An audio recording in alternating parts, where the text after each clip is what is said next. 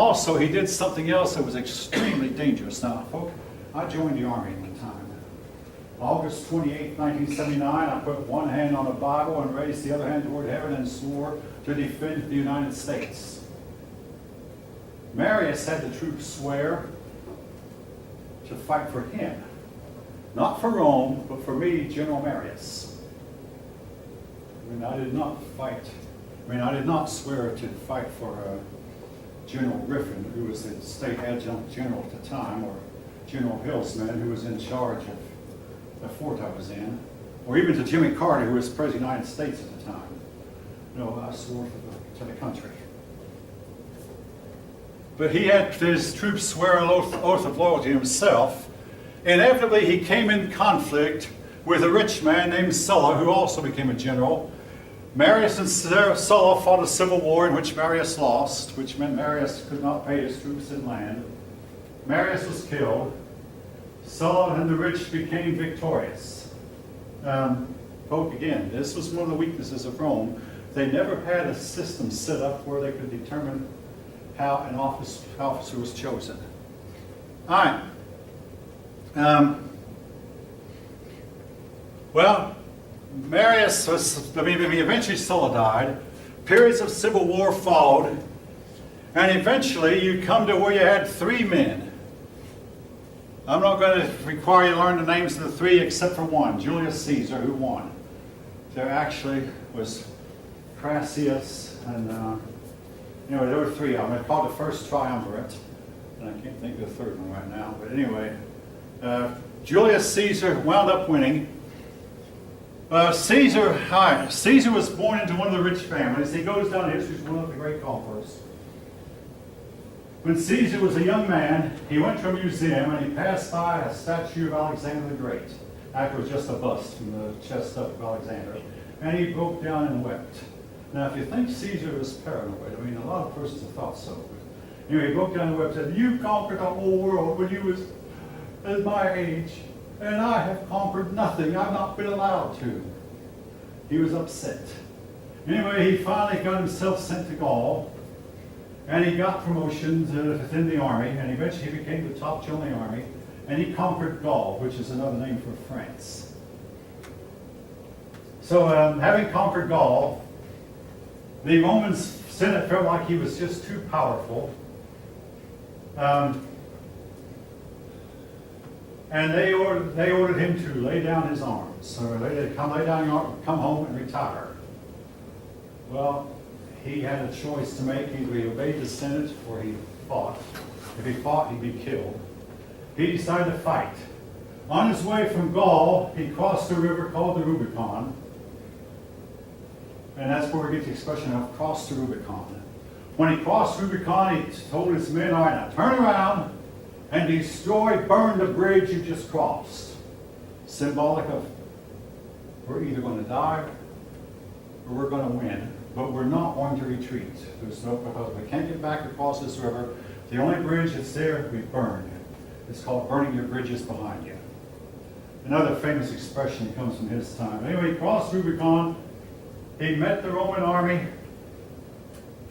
And he won. The Roman army was led by Pompey. And he won. Well, he brought a semblance of peace to Rome for a time.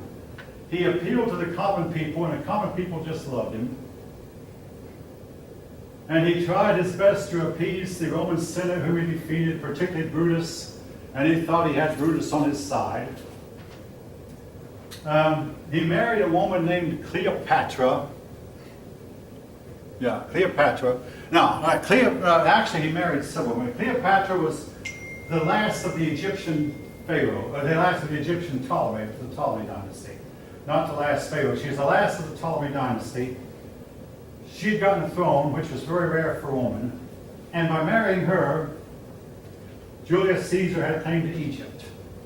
Julius Caesar dabbled in several things. He dabbled in the Great Pyramids, the pyramids of Egypt, trying to figure out what they were. He also set up a calendar, which we call the Julian calendar. His calendar was to last some 600 years. It's not in use today. It was found to be in error. Well, I'll talk more about this when we come to Pope. The calendar we use today is the Gregorian calendar of Pope Gregory the Great. and it will last for 10,000 years before at some point we have to add or subtract a day from it. But anyway, he named the month of July after himself. And he made it a 31-day month to be as long as all the other, as long as the longest of the months. But his calendar was fairly accurate. Like I say now, when I say accurate, what happened to these old calendars was after hundreds of years, they were starting to have December occur in the summertime and July occur in the wintertime. So that's why we finally got a calendar where December stays in winter, and the solstices and equinoxes always occur approximately now. Solstice. We just had a summer solstice, June 21st. Summer solstice means the sun has gotten as far north as it's going to get, then it starts heading south again. So we're past our summer solstice. Then on September 22nd, the sun will cross the equator. Now, we try to keep this, that's called the fall equinox. We keep the solstice and equinox occurring close to the same day every year. So when the sun crosses the equator on its way south, that's the first day of autumn. And on December 21st, the sun will have our winter solstice. Sun gets as far south as it's going to get, and then starts north. And to keep this calendar accurate, we have to add leap years every once in a while. Every 4 years, we have a leap year. Except for the years 1700, 1800, 1900 were not leap years. 2000 was. 2100, 2200, and 2300 will not be leap years. 2400 will be. How many of you can follow what I'm saying? Okay, a few of you, yeah. But anyway, he set up a calendar. He dabbled in astronomy, astrology, mathematics, but he attended a meeting of the Senate one day, and Cicero spoke. The mighty orator Cicero. He won't be on the test. Cicero spoke, and it said when he spoke, Julius Caesar trembled. Cicero said, private citizens should not keep armies. So, I know he's talking about me. And dictators should not take over a free people. He's talking about me. Being Julius Caesar. Julius Caesar, if you think he was paranoid, he probably was. But maybe he had reason to fear, because he knew that a lot of people did not like that he had ended the republic and taken over and set himself up first as dictator, then as dictator for life. Well, in the meantime, some people plotted to kill him. Now, Julius Caesar is suspected of being paranoid. Well, he's also suspected of being epileptic. And here's where the epilepsy comes in. Julius Caesar was warned by one of his wives, not Cleopatra, the other woman, that there's a plot going on to kill you, and they're going to kill you on the Ides of March. That's the 15th of March. What's significant about the Ides of March? The only thing significant about the Ides of March was Julius Caesar was killed on that day. Then there was a blind soothsayer, and I'm not going to say this soothsayer had mystical powers, because a lot of times these assassins don't keep their secrets very well. Anyway, this blind soothsayer said, you're going to die on the Ides of March. Julius Caesar handed him a few coins, which was a noble act, because Caesar was supposed to try to look like it. Said, okay, we'll see, and went on to the Senate meeting. Well, the Ides of March came by. Julius Caesar completely ignored the warning. By the way, his wife had been told by the wife of one of the assassins. This assassin had told his wife that he was going to kill Julius Caesar, and the assassin had told Caesar's wife, and Caesar paid no attention. 24 men got together in a plot. They all put daggers under their cloaks, where we get the expression cloak and dagger. Cloak and dagger. And they said to each other, now listen, 6 of us, and they point out 6, we'll get in front of him. We won't line up in a line, and we'll scatter. We can talk among ourselves, talk among other people. And then you 6, you get on his right hand, whichever is right, and you 6, you get on his left, and you 6, you get behind him. But don't line up, just mill around and pretend that nothing's going on. So 24 men came in with daggers under their cloaks. Julius Caesar was talking to Brutus, like they were buddies. And when Brutus gave the signal, all 24 men pulled their daggers out and started lunging toward Julius Caesar. Julius Caesar looked around and saw, and the other senators could not, they were unarmed. They could only look on with horror. Julius Caesar's last words were "Et tu, Brute," or "You too, Brutus," and then he resigned himself to his fate. Realized there was nothing he could do to help himself. He could not defend himself. There were too many of them. They were armed. He was not. Oh, by the way, on his way in, he passed by the blind soothsayer and he said to the blind, "Hey, it's the Ides of March and I'm still here." The blind soothsayer said, "The Ides of March are not over with yet." And again, this leads some people to believe that he had some kind of mental problem, epileptic or whatever. Now, most people who assassinate their leaders wind up wishing they hadn't. The 24 men involved all of a sudden realized the whole city turned against them. They all fled, and most of them were eventually hunted down and executed, including Brutus. This led to a civil war. Queen Cleopatra believed that Mark Antony would win, so she sided with Mark Antony. But in the meantime, Octavia, whom we know as Caesar Augustus, he fought against Mark Antony and won. Both Cleopatra and Mark Antony committed suicide.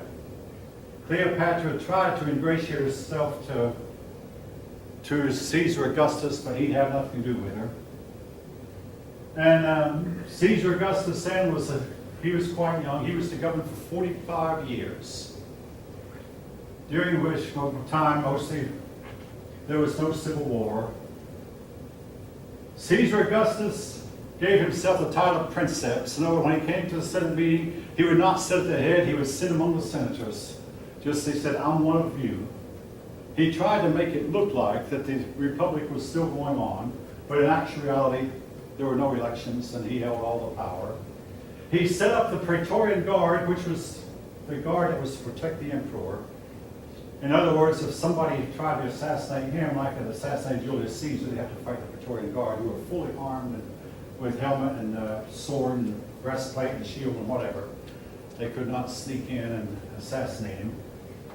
Unfortunately, the Praetorian Guard was to wind up making and unmaking emperors later, but that was to come later. When Caesar Augustus died, his adopted son took over. And Caesar Augustus was the adopted son of Julius Caesar. Now, here's a point I want to make.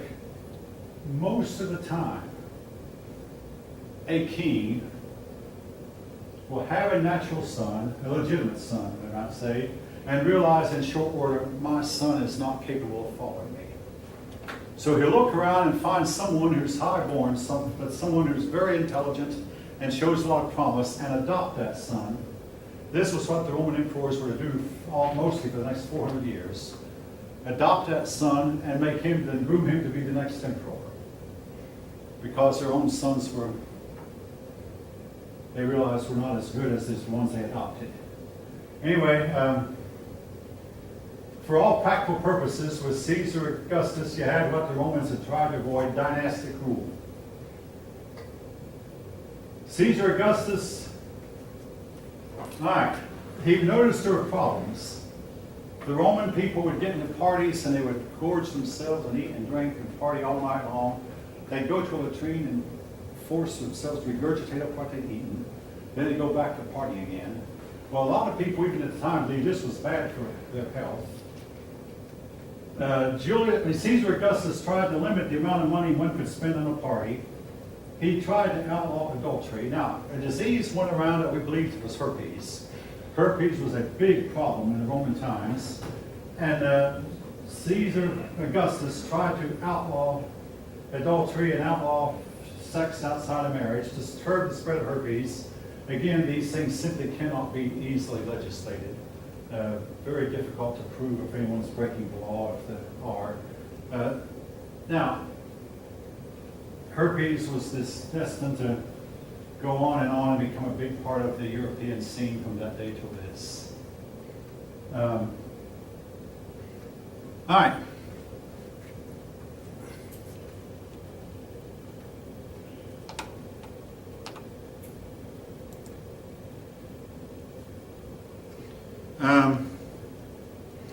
Now, I want to say this. The fall of democracy in Rome with the fall of all democracies in the Greek city-states was to give democracy a bad name. And it was to be, 17 or 1800 years before democracy recovered. And again, okay.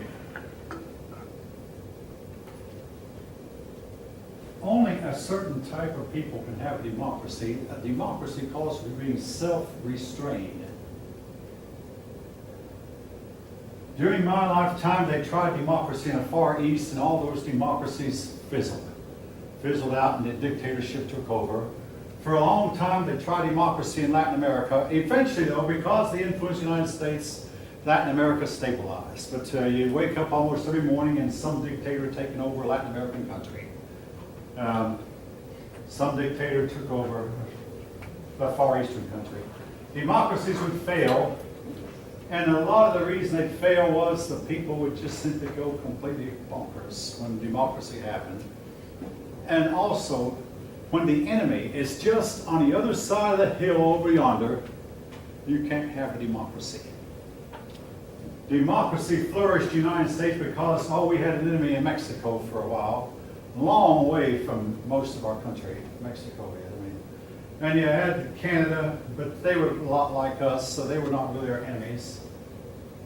We had 3,000 miles of ocean on one side and 10,000 miles of ocean on the other side. And with that, but again, I want to say this about a democracy though. When the Civil War broke out, and the enemy was just on the other side of Washington, D.C., Abraham Lincoln and Jefferson Davis, both presidents, suspended our democracies. Abraham Lincoln ruled with more authority than most kings have had, and so did Jefferson Davis. This is in the history books, folks. This is in the records. You can't have democracy in wartime. The Japanese, being an island, they would experiment with giving their certain peoples more freedom until the war broke out. Then, all freedom is suspended. Everybody has to do what the government says. All freedom of assembly, all freedom of speech is done away with. If you don't, you're going to lose. We jailed dissenters in World War I.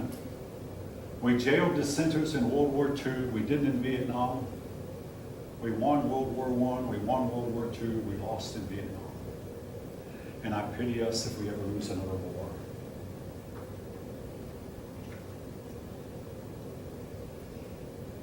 All right.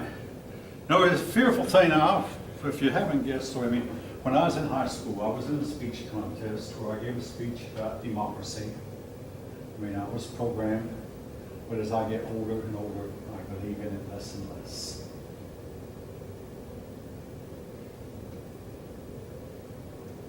It ultimately leads to people becoming so deep in debt they'll never get out. And it leads to people tolerating high amounts of crime and rioting and disorder in the streets. Mass shootings, mass killings. We had one just yesterday. This is where democracy leads. What's the alternative? This you won't like. The rule of one man who is capable and strong. Singapore did that. They had democracy that got so bad that you'd better get 10 people together before you step out shopping.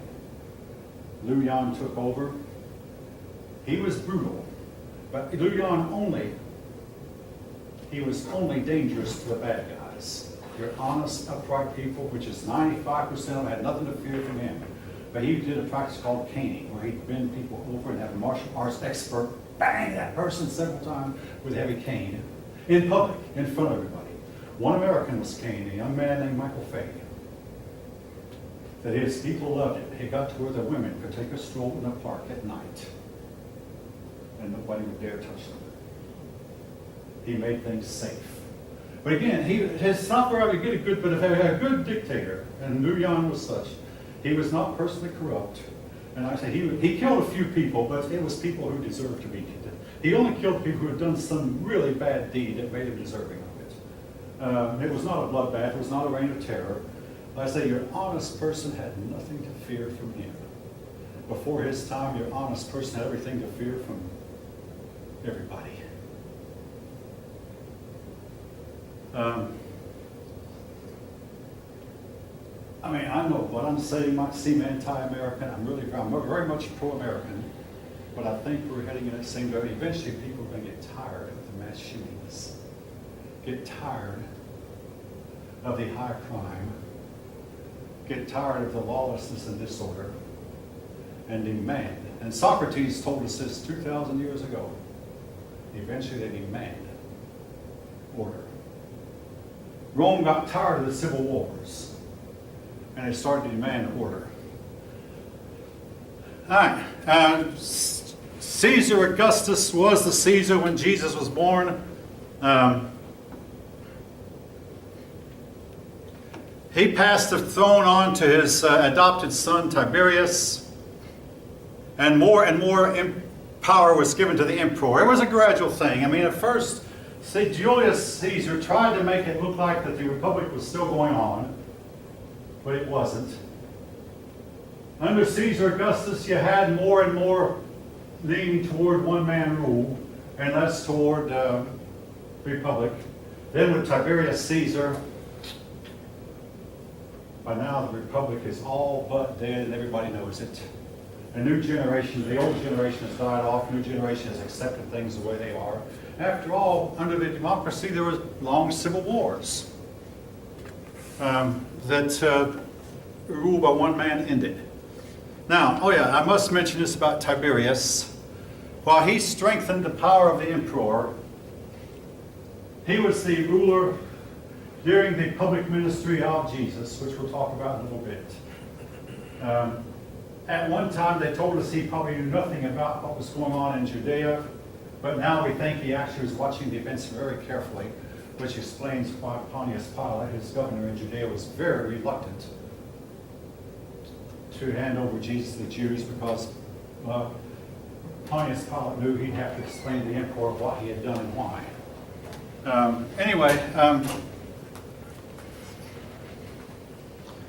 One of the emperors after this was a man named Nero.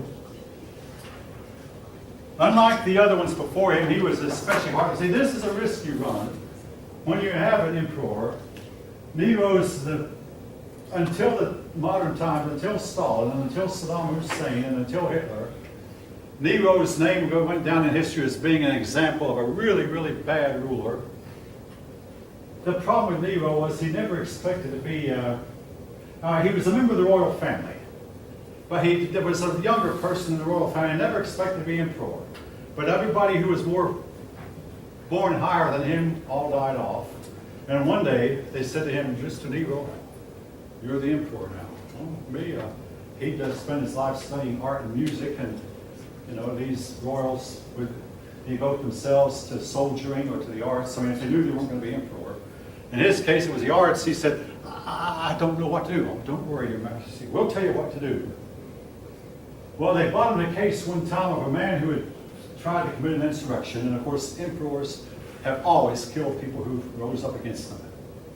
So they said, "Sir, we caught this man. He's trying to plot an insurrection against you. We need your signature in order for us to be able to legally execute him. Sign here." You mean if I sign, this man is going to die?" "Yes, Your Majesty. This is your emperor now. This is what you as an emperor have got to do." "Ooh. Now, come on, Your Majesty. You've got to sign this." He said, "I wish I'd never learned how to write."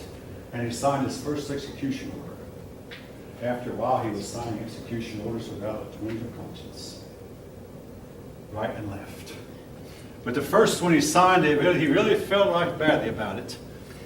Well, a fire occurred in Rome. To this day, we don't know how the fire occurred. The people blamed Nero. They accused him of fiddling while Rome burned. Other accounts say that no, he really was outside the city when he heard about the fire. He went in to try to direct the operations putting it out. Whatever. He blamed the fire on the Christians, the newly rising religious group that he blamed the fire on. And he started the first empire-wide persecution of Christians with the goal of eradicating Christianity. He failed, of course. And eventually the people of Rome had enough of him, and he saw he was going to be murdered, so he stabbed himself, and his last words were, "What an artist dies in me." Nero. If you ever see on a multiple choice test, name the 5 good emperors. If one of the choices is Nero, pick another choice. All right. Eventually, though, we come to a period of emperors called the 5 good emperors. I'm not going to name them right now because, again, I'm cutting corners. But the 5 good emperors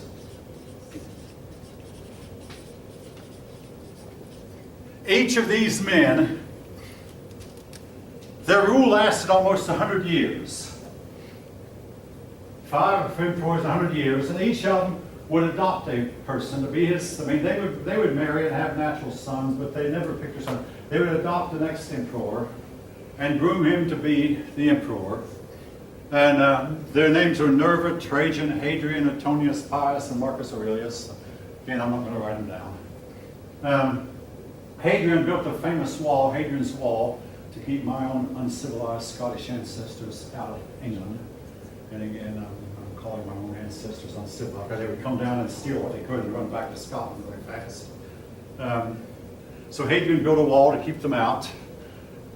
Now, I'm going to throw this in. You won't see very many teachers in a freshman level or sophomore level class. So if you research these men, in every case, they would have a homosexual liaison with the next emperor or successor.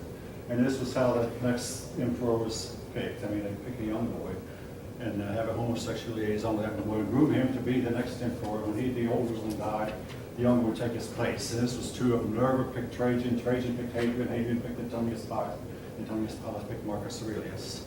And there are rumors that can't be proven that Julius Caesar got to be promoted to top general by the same way, with homosexual liaisons with his superior officers, which is something our army explicitly does not allow. But anyway, I mean, folk, again, you think politics is bad. You ought to remind yourself what politics was like in the olden times. All right. Anyway, the good emperors did a lot of buildings. They built roads, aqueducts, bridges, harbors, a lot of other civic projects. A lot of the aqueducts carried fresh water from a clean mountain stream to the city. And a lot of these aqueducts were so well built that they're still in service 2,000 years later. Carried clean water into a city. And harbors, again, for this part of the world here, doesn't have a good harbor. I'm talking about, that's why the Jewish people were never seagoing people as such. So that they built harbors even along the eastern Mediterranean. Of course, Greece here, they have a lot of good harbors, but the harbors are lacking along this area here. So the emperors would build harbors along here. Again, a harbor is necessary for a ship to dock to where, I mean, without the harbor, the ship would dash itself against the rocks or against the shoreline. The harbor protects the ship from big waves and whatever. Excuse me, I have a question. Yes. With the emperors, if the emperors who said they came from the homosexual liaisons that they would have, Yeah. just with the common guy. No, they were always, to pick the next emperor, they pick a young boy who showed the most promise. And they knew that their own sons would not make it, could not qualify. So they look around among the nobility and who is the brightest among the youth, from the nobles. And they were all highborn from the wealthy. Again, I can't agree with West, but they looked on the wealthy as being better crust than the other. Now, I'll say this, on a not so personal note either. I am descended from a poor penniless immigrant who came over here with nothing. Am I the least bit ashamed of that? I'd tell that to the Queen of England if she were in the room right now. Most Americans are descended from poor penniless immigrants, which shows that the wealthy are not of a better crust than the poor. They just thought they were for a long time. I mean, after all, only they could get an education, only they could rise up in bureaucracy. We try to educate everybody as many as we can. So that's the difference. no, the wealthy were not better, but you couldn't convince them of that at the time. You couldn't convince Aristotle of that. He believed that the wealthy were better than the poor. I could elaborate on that some more, but I've got to go on. But basically, I couldn't agree with them less. You could have taken the poorest people in any country, whether it be China, India, and move them to a different place and give them the right political system and the right education, and they become the greatest nation on earth. I mean, you know, this